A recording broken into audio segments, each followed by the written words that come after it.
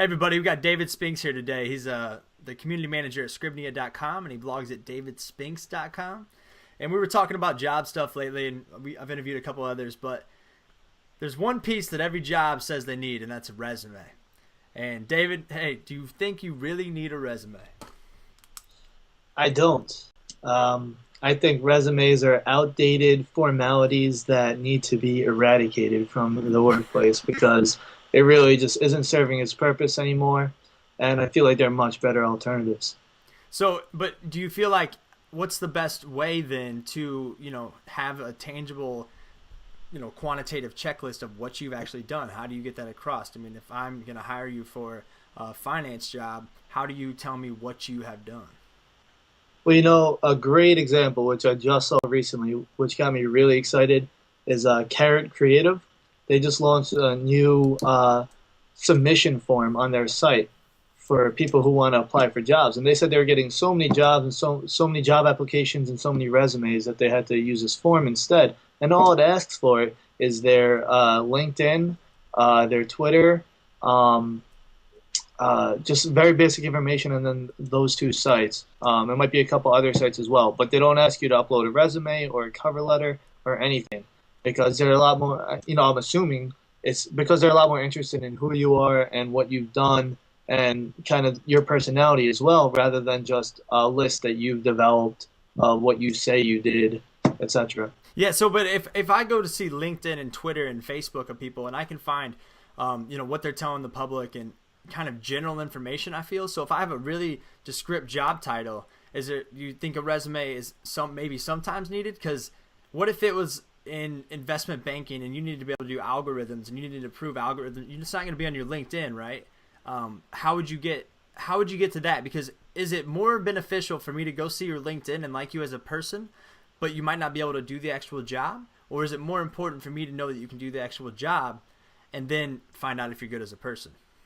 Well, honestly, who really knows whether or not you can actually do the things that you even say on your resume? I'm sure people put things on their resume all the time. Well, that's a whole different story, right? Well, it is, but I mean, I think there's a lot more value in seeing maybe other people vouching for you and the networks that you've built. And let me straighten out that I don't necessarily think that having a list of the things that you can offer and your skills and things like an organized list like that, I don't think that's not needed. I think that's very helpful. I just don't think the paper resume is serving that purpose well anymore. And I think, especially with the tools that we have online, that it's up to the companies to really change the system. Yeah. But there's much better alternatives to the paper resume today. I totally agree with you. Like, it's just the word resume. It's almost like the process of resume, right? It's like the resume job you're going to get if you just send the resume and you're trying to get a job. I think it's more of like, if that's all you do and you expect to get a call back or you expect to get a good job, then you're screwed. It's like resumes get resume jobs. I think for me, it's like build the relationships out in the networks. If they ask for a resume just for the checklist, give them the checklist, but don't use it as your doorway, right? Absolutely. All right. And it just always killed me because at my school, the career services, their idea of like career services was opening up their office so you can go and get your resume reviewed. I'd go in there with this resume, and all they would do is say, okay, replace this word with this word. It sounds better. Oh, you should put this up top. And they just show you how to optimize your resume to make yourself look like the best candidate.